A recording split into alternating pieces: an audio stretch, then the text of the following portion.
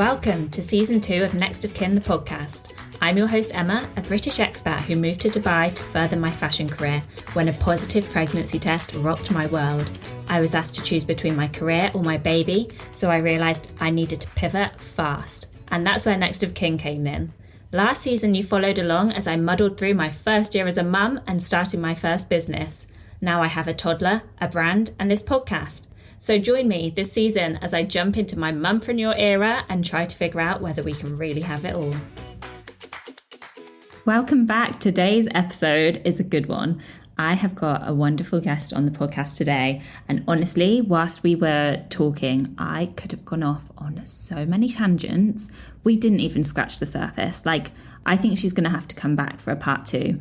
But the reason I wanted to start off the whole season with this guest was because she is the one who can really tell us where to get started in terms of starting our own businesses, whether it's something that we can do as a mum. Is it all a myth that you can have a business and have balance in your life with being a mum? Can you balance those two things, or do you have to put in all the energy? Is there passive income streams? I even ask her about this because I don't know about you, but when I look online, I just see all of these people trying to tell me that I can make £30,000 a month passively through doing absolutely nothing. And I'm like, great, why isn't everyone doing that? But it seems to be a bit of a myth to me. So I put that to Deborah, and that's who my guest is today. Deborah has been in business for 20 years. She knows what she's doing. She's also mum to a little boy, a 4-year-old. And so she's very much found the business that works for her at this stage in her life.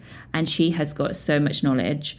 She is a business strategist, so she works with mums mainly on strategizing their businesses, where to start, how to scale, how to get a business to work for them. And she does this through a really holistic approach, as I've learned.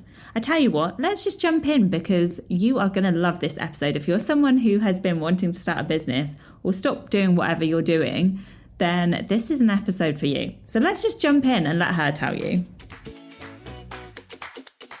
Deborah, thank you so much for joining me on the podcast today. I have so been looking forward to having this chat with you. Thank you so much for having me. It's my pleasure.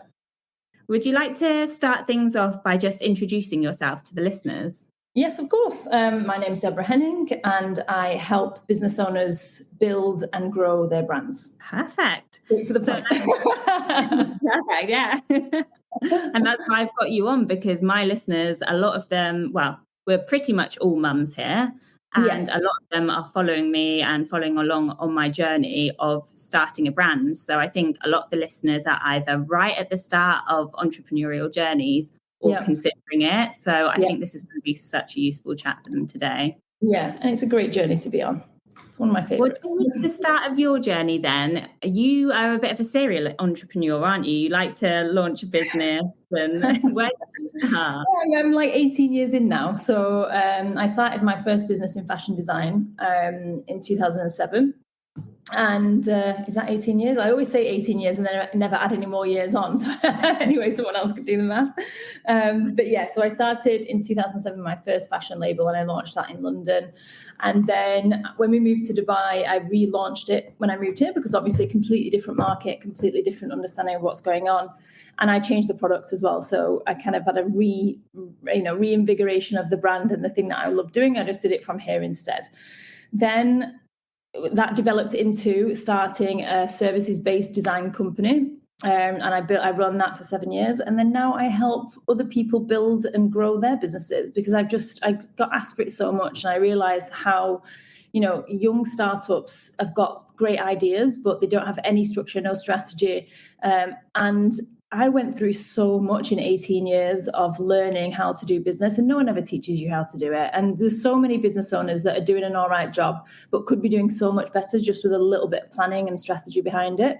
And so it's filling those gaps that I wish I'd known. That's what I do now to help. I've got different ways to help people depending on where they are in their journey, but I basically help start up and then grow stage. It's interesting that you say that, because even I have a business degree and I don't think it's been at all helpful, to be quite honest. It moves, doesn't it? It develops and changes so quickly, especially with technology and AI, and there's all sorts of new things happening. So I think we just have to keep, every year, it's continuous learning. It always is. Yeah, and we need that practical help, don't we? And also the mindset stuff. Yeah, Like there's that's so many elements to it. Yeah, it's multifaceted. There's mindset, there's actual practical, and then there's accountability as well, because it's so easy to just be like, I can't be bothered. This is too hard. So if you've got someone next to you going, well, it's hard for everyone, let's go and do it together, it becomes so much easier. Yeah, absolutely. And alongside that, you're a mum, so you're extra busy. Yes. You have just one little boy, right? Just one so far. Yes, one little boy, 3 years old. Amazing. So how did your career journey change when you became a mum? Well, I mean, I think I changed it because I became a mum. Because when I first had my first business, which was a fashion label, it's very hands-on running a fashion brand. You have to be out in front of people. You have to be doing events, fashion shows. You have to be able to fly here and there. You've got to go to the factories. You've got to, it's like you've got to have like 100 different hats on at any one time, especially if you're designing the product. So then before I got pregnant, I moved into the service-based business because I was like, actually, this suits me a lot better in that I can just do the thing for other people and don't have to do it for myself. I still ran the brand. I still had a team to run the brand in the background, but I wasn't doing all the legwork myself. Yeah. And then when I got pregnant, I was like, hang on, what is it that I want to do here? Because I don't want to spend 60 hours a week. I'm one of those, like, absolute, will go 150 miles an hour until I hit a wall, burnout. That was what I was doing. And I've done that since I was 15. I'm 41. Like, it's too much. And I just was like, if I'm going to have a kid, I need to be realistic about what I want to do and the type of life that I want. And I don't want to be working 60, 70 hours a week. I want to be working half that, if not even less, because I do want to spend time with him. And so I thought about what I want to do, and I went and I got mindset trained. So trained in mindset coaching, and I trained in health coaching. Now, why I did that at the time, I had no idea. I was just like, I'm just going to go. I'm just going to follow my heart. The things that I'm, where's this going to lead me? I don't know.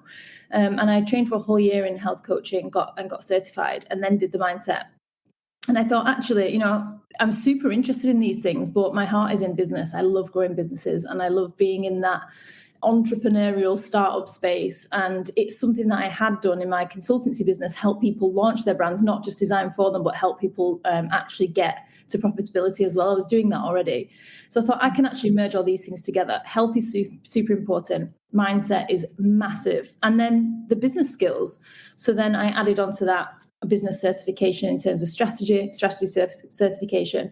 And then now I pull all those things together and bring them into a really simple roadmap, because it really is about making it simple and not overcomplicating what business needs to be. There's a lot of moving elements, don't get me wrong, but you can also overwhelm yourself with the amount of things that you need to do as a business owner. And in reality, you only really need to do a couple of things every day to move the business forward. And you need to be focused on those and not be doing all the other things that you don't really need to do.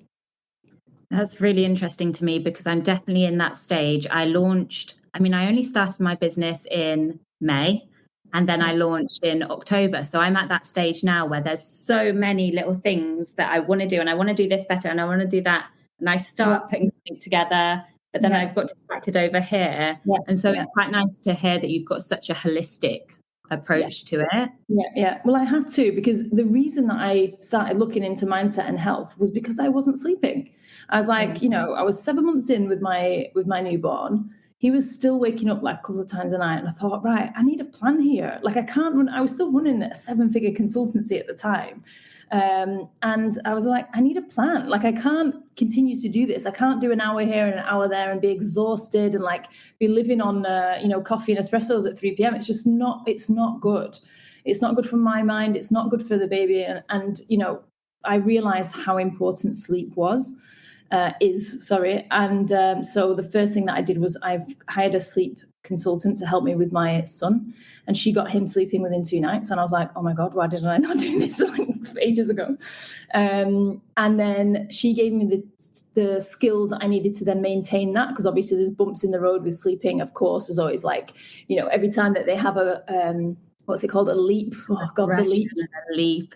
Oh, new regression. There's like a leap and then a sleep regression, and then all you're doing is like you're spending time trying to figure these things out, when I just hired someone to help me do the thing, like tell me how to get him to sleep. And it's it's now something that I really get behind, because like yourself, business owners go round in circles and round in circles, and you spend so much energy and so much time trying to figure the thing out. Just get someone that knows what they're doing to tell you what to do. And that's what she did. And in 2 days, she came in and she was like, right, this is what we're going to do with him. And then she gave me a roadmap on how to then navigate those leaps and those regressions and illness and all that stuff. So, it's been a learning curve for sure, but it's really helped me. And then what I found was I got him sleeping, but I couldn't sleep because I'd ruined my sleep pattern so much that I then couldn't sleep myself. And then I learned, well, I still can't run a business like this. So then it was like, right, well, what do I need to do to get me sorted so that I can run this business? And so food was a huge part of that: nutrition, wellness, movement, mindset, and sleep. So they're the things that I absolutely like. They're passion pieces for me, for sure. But I do interweave those with business, because we do need to sleep. We do need to look after ourselves. And, if you're not eating the right things, you won't sleep well. And if you don't sleep well, we can't build and grow businesses, and we can't look after our kids or ourselves. So everything is part of a bigger jigsaw piece that we need to take care of, I would say. It's interesting that we've ended up starting there. Firstly, for the fact that I'm nodding along when I actually don't sleep, but yeah. I'm nodding along anyway. But it's interesting that we've started at something that's so difficult as a mum, isn't it? To put yourself first and to prioritize health. And a lot of it is discipline as well. Yeah. Like as a mum, you don't have very many hours in the day to fit in looking after yourself and looking after everyone else. It doesn't need to be a lot. It just needs to be enough for you to feel okay. Because if you're okay, you can be a better everything. You can be a better mum. You can be a better, a better wife, a better business owner, anything, friend. If you've slept and you've looked after yourself and you know that you're okay, then you can do, you can bring more to others. And I think that was my mindset shift, is that if I'm not sleeping well, I can't do the best version that I can be as in a parent. So I need to get this fixed, and I need to focus on it a little bit to get it right. It's so true, so true. So for those that are listening and thinking about starting their own business, or they're not happy in their career at the moment, one thing I want to ask you first is, because you've touched on creating a business that works much better for you. Yeah. If you go online and you consume the content around new mums starting their businesses, a lot of it is things like, do this passive income stream and suddenly make loads of money. And I mean, is that all a myth? And is there a way of having a business where you can balance it? Yeah, I mean, I think there's a lot of stuff online. You have to be very careful about pyramid schemes and things that are like, get rich quick types of stuff, But there's definitely, there's definitely businesses that you can scale quicker than others. Like, there's definitely choices that can be made in the beginning that are like, which income stream is going to work the most and which one can be passive or semi-passive so that you can still spend time. And so it's just about having the awareness of that in the beginning and selecting correctly. So, like, for example, if anyone's going to start a product-based business, then let's say we're selling jewelry, for example. Unless you've got a bigger budget to be just online and have a tech team behind you, then you're going to have to go out and do pop-up shops and be in the community and build that audience. You need to going to speak to stores. You're going to have to, there's manpower that needs to go into that. So it's going to be more time consuming and literally physically time out of the house, because you're going to have to go and do stuff, than something that's like an online program. For example, if you're a teacher and you want to sell, an education program that you can do all online, and you can kind of build an audience in a way that you can do it from your home. So yeah, there definitely are different business models that work depending on what it is. But the first thing that I do with my students is we talk about vision. So it's like, what is this big vision? And we need to make sure that it fits into what we want. And so everything that I do around vision is all about what the person wants. So not the business, anything like that. It's about you as the business owner. What do you want? So for me personally, a couple of years ago, I decided that I wanted 3 locations. I want somewhere cold, I want somewhere Mediterranean, and I want somewhere warm. And I want to be able to run my business from any of those places. And I also want to work 20 hours a week and still make 7 figures. That's my want. Okay. And then I have to work backwards and figure out, how do I get that? And just that simple thing in itself can spark a set of ideas and a set of movements that you're going to make next that will then make that happen. And those decisions of business selection in terms of what you want to do, mixed with your passion and what brings you joy and all those things, will then come to fruition. So it might be that someone wants to start a product-based business, but is there another way to do it so that they're not doing all that time-heavy stuff? And that's just about the strategy. And this is it. People start businesses and they think, oh, I'll do this on the side, but they don't think how many hours it's going to take, how long, what's the goal, what's the vision, and can we do some maths just to figure out, is this going to make me the money that I want? Like, I need XYZ to buy my house in Europe. Like, is this going to do it? How many hours am I going to have to put in? And it's a simple, so if we do that from the beginning, instead of waiting till you're 3 years in and going, wait, hang on, I need to change the strategy here, we do it from day one. And then we build and we build and we build until we get to the right place. And I think a lot of small businesses, myself included, I feel like I did the numbers at the start, but it's all slightly plucked out of thin air, and it's very trial and error. So I might have thought that I was going to make X amount, but actually I'm making this amount. And how do you navigate that at the start? Well, you have to always come back to it. So it's like you need to check in and be measuring everything and look at those metrics and see, okay, this was the initial plan. Where are we now? What have we done? What worked? What didn't work? And how are we going to either improve on what we've got or edit things out? Like if we can't see the profit being made or the margin's too small, then what are we going to do? And where are we going to double down on the things in the business that are doing well? And I think a lot of entrepreneurs do too many things as well. Like everyone thinks, oh, I'm not making enough money, so I'll add more things in. And that's not the way to do it. You don't go horizontal, you go vertical. You double down on the things that are working, but you need to prove that those things are working first. So it's okay. You're still like really young in your business journey. So you can still be testing to see what's working and what's not. But like, you should be able to see pretty quickly whether something is resonating or not. But again, it's something that we work on to make sure we know who we're speaking to, what client, and what message to put out to make sure that we know that it will resonate, so that when we put it out, we can just prove that it works and then build. So we do it all kind of like block by block by block, rather than going, well, what part of the strategy didn't work? Well, we don't know because we haven't planned every single one. Do you see what I mean? It's kind of like a building your house. If some of your blocks are weak, but you don't know which one it is, especially when you're a solo entrepreneur, your house is going to crumble and you won't know where it went wrong. So always looking at like building each block properly so that it's really resonating the customer. They know what we want. We're solving problems for them. It's making the right impression. The audience is growing. And then we're offering something that relieves that problem for them. And then they're buying into it and it's growing and it's moving in the right direction. Okay, how do we double down? How do we go more?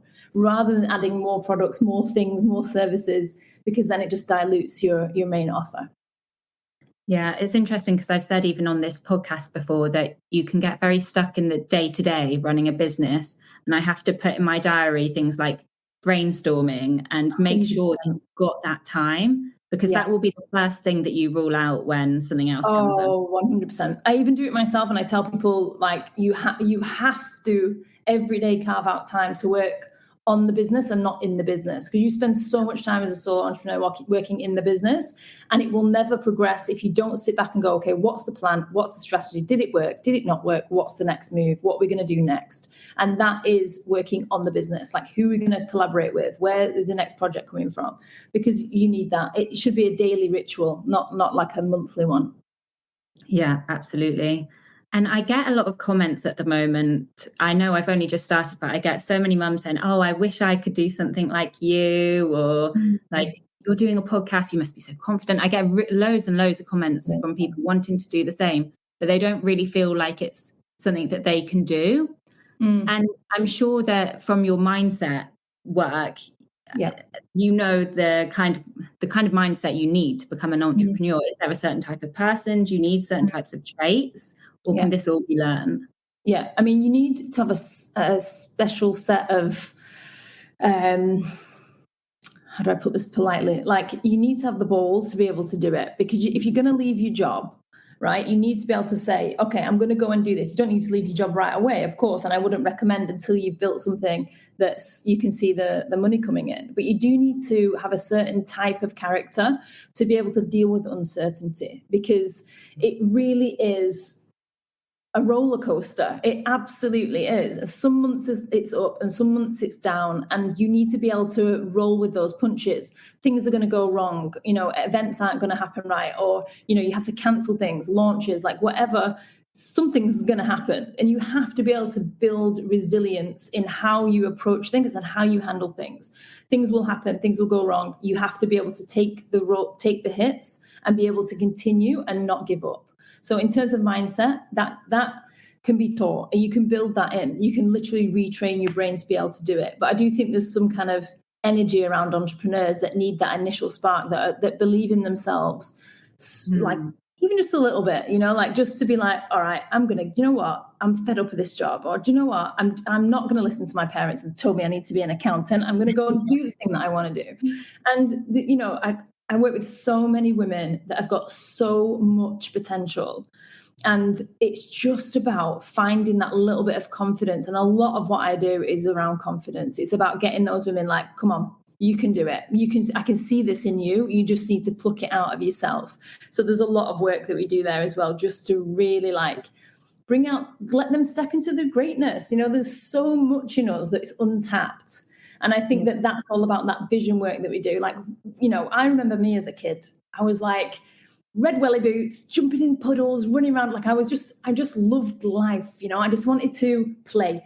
And that's how I approach business now. It's play. It's a playground. You can do whatever you want. What I love the most about business, whatever you can think up, technically you can do. You just need to be able to think it and then put a plan in place to go and do it. And I love that. I love being able to play in business. It's my business. I can do whatever I want. And that's what I used to say to the girls when I was in the fashion label. Like, we're like, okay, well, who should we collaborate with? And we're like, oh, let's do something with Converse, or let's try and do something with Levi's, or should we try and get into a hotel? I know once I was like, I feel like going to the Maldives. Maybe we can like collab with someone there, and like I'll shoot some clothes or something. And it was a conversation over lunch one day. And in the end, it transpired that we did a collaboration with the St. Regis in the Maldives, who flew me there twice.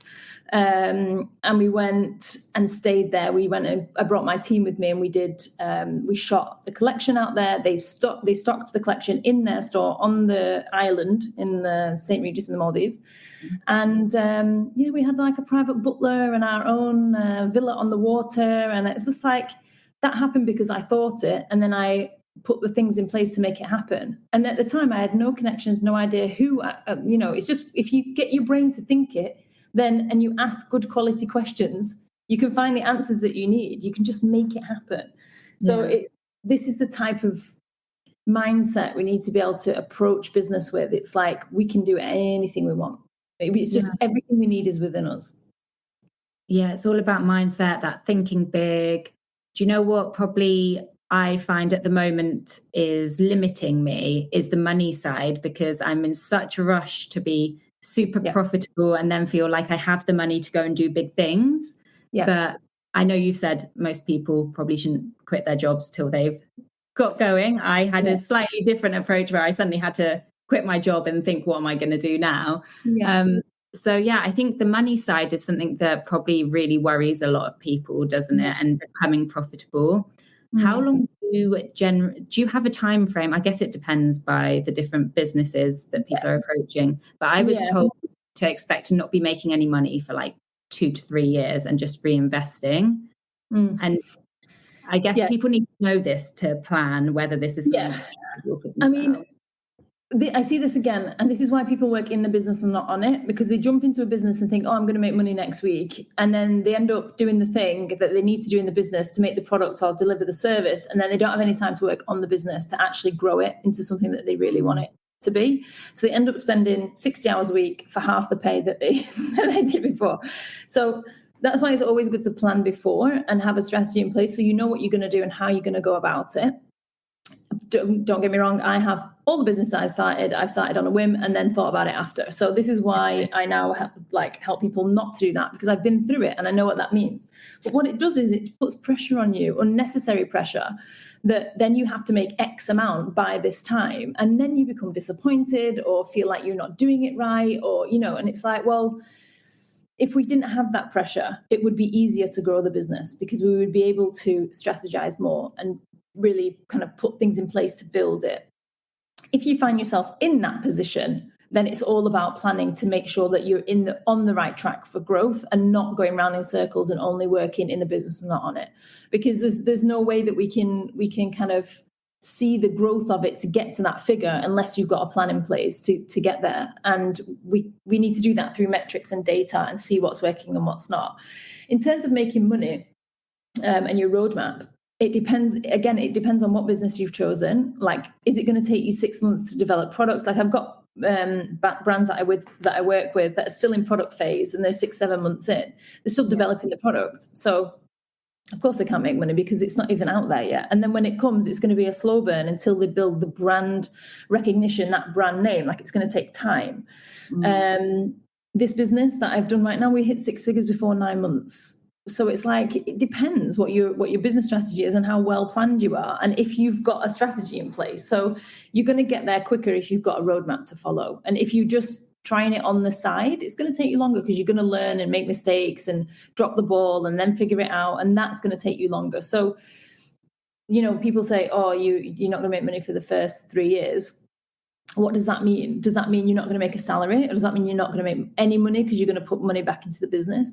Yeah, you need to invest money back into the business. Does it mean you're going to make no money? No, it just depends what strategy you have and how well you can build passive stuff as well as mainline products that you can do as well. It's all a bit like, I can't really answer that. There's no like, you have to wait 3 years until you make money. That's not true. You can make it, depends on your business model and how planned you are and what roadmap you have. And that takes us right back to the start when we're trying to decide what business we should be doing. Yeah. Because probably that's something I should have thought about, is that actually I want to make money quite quickly. So what business could I have selected at the start?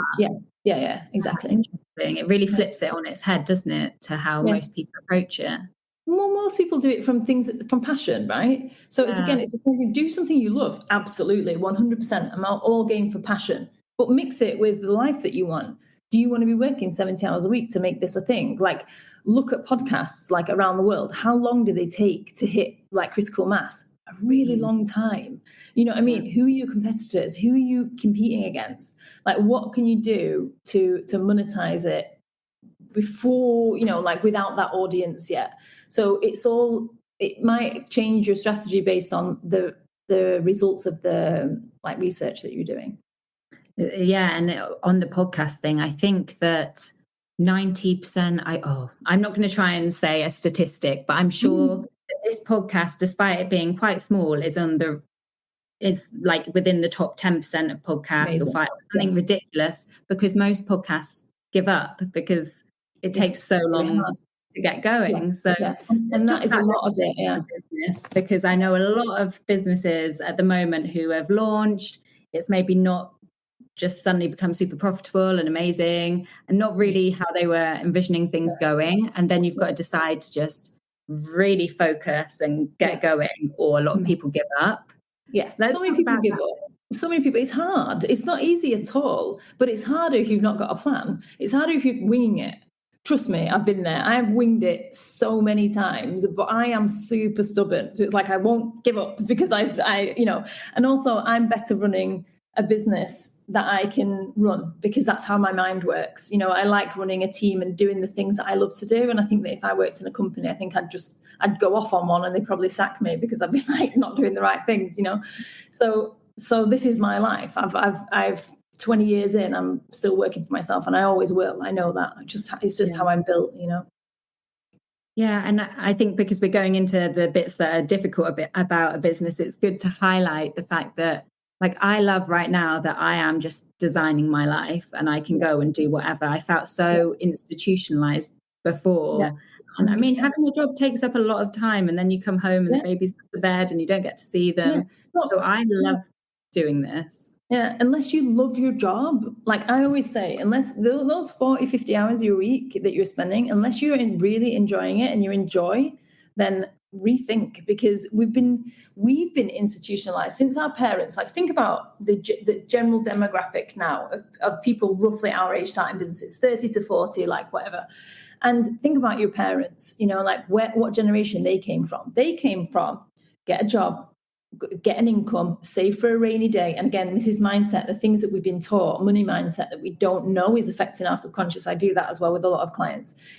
It's like, what have we been taught that's actually affecting our mindset today? Say for a rainy day, don't you don't put anything, you don't risk any money. It's like entrepreneurs need to risk their money. They need to speculate to accumulate. That's the game, that's what we need to do. And so if we're in behind ourselves, going from the 40 years we've been subconsciously told to save for a rainy day and not do that, then that's going to affect our outcome.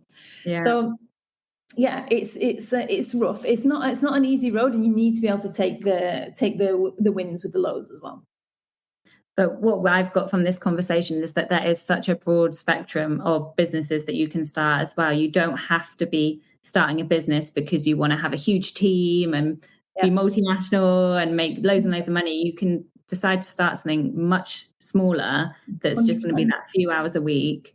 Yeah, that brings you joy and brings you an extra whatever. But again, that's in vision. So we talk about that in vision. It's like, if it's a hobby that brings you money, well, let's make that hobby as profitable as we can in the hours you're going to put into it, so that it's joy and it's not sucking life out of you, So again, it depends what everybody wants is completely different, Yeah.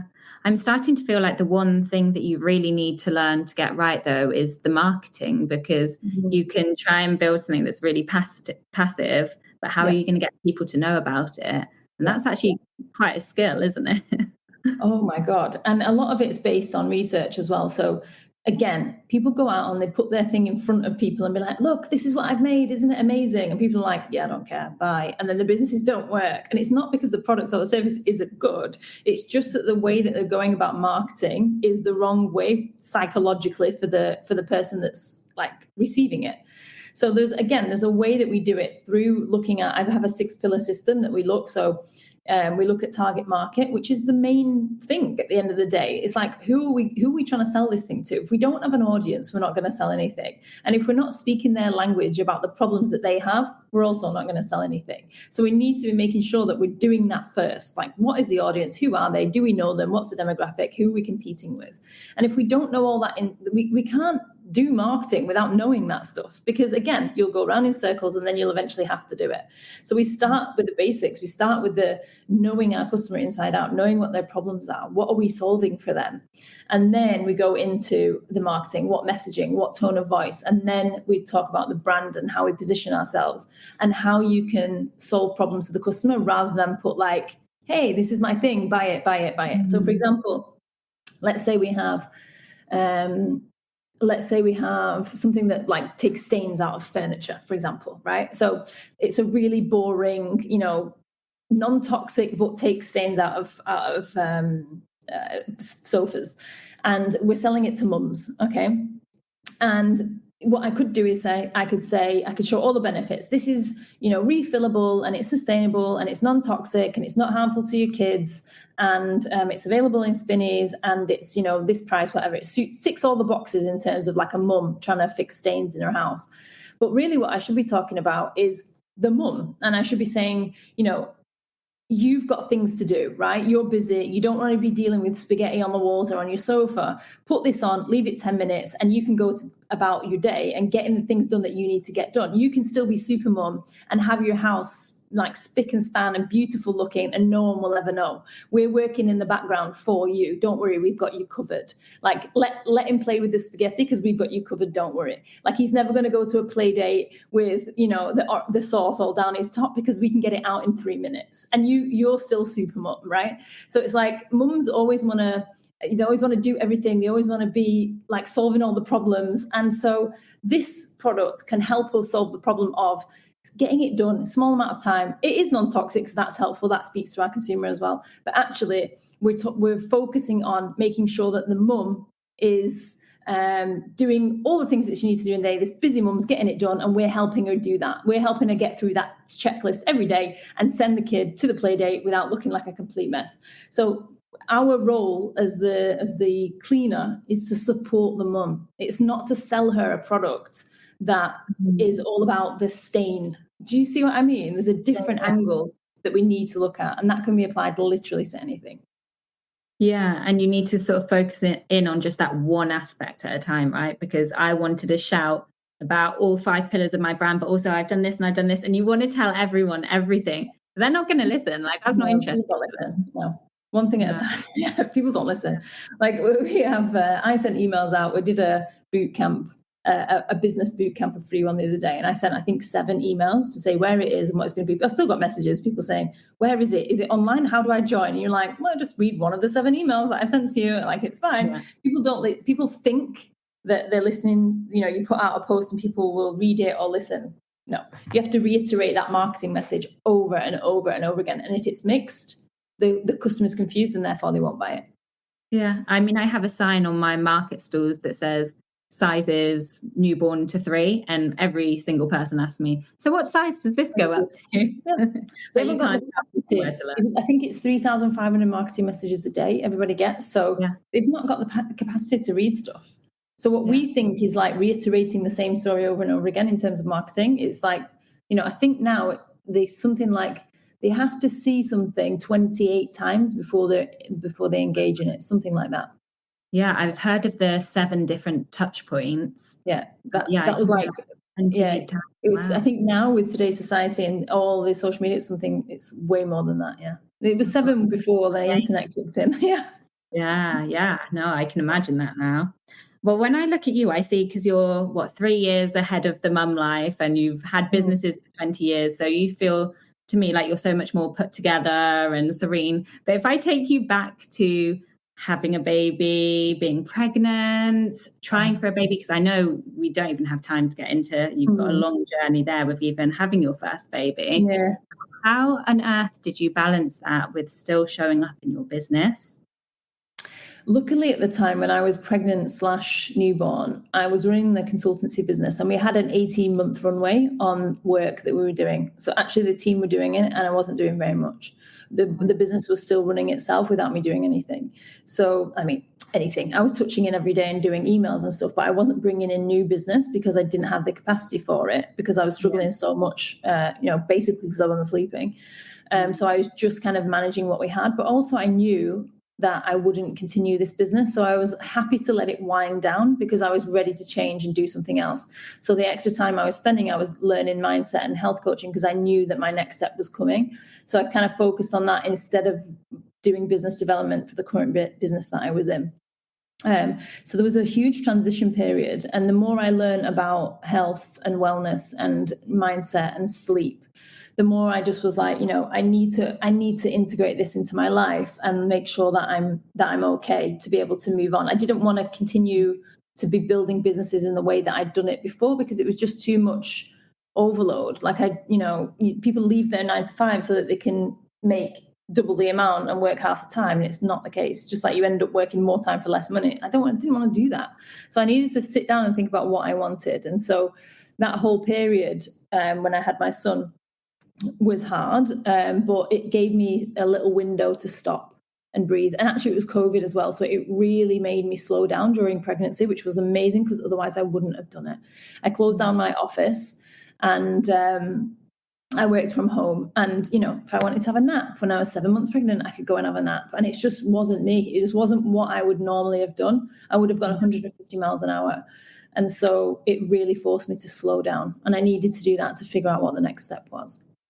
Yeah, and it sounds like you're someone who always wants to be going 100 miles an hour anyway. So to slow down is probably a good thing. But then at the same time, you were looking at the health coaching, and you were making moves. You weren't just completely stopping. I was slowing down like by learning from my sofa. Like I was still getting like new information in my brain. But yeah, slowing down / redirecting, I think, at that time. Yeah. No, I think that's important to do. Now, if people want to contact you and work with you, what are the different ways that they can work with you?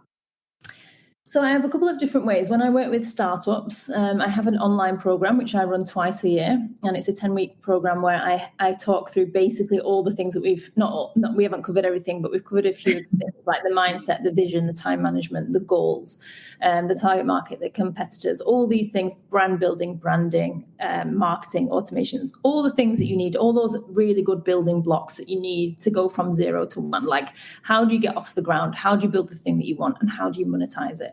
And so I have that program we've just launched last week. So this is our first one for this year, and there'll be another one in September, and it's 10 weeks. And it's kind of hybrid. So you get a little bit of time with me on one-to-one Q&A, and then there's online learning as well.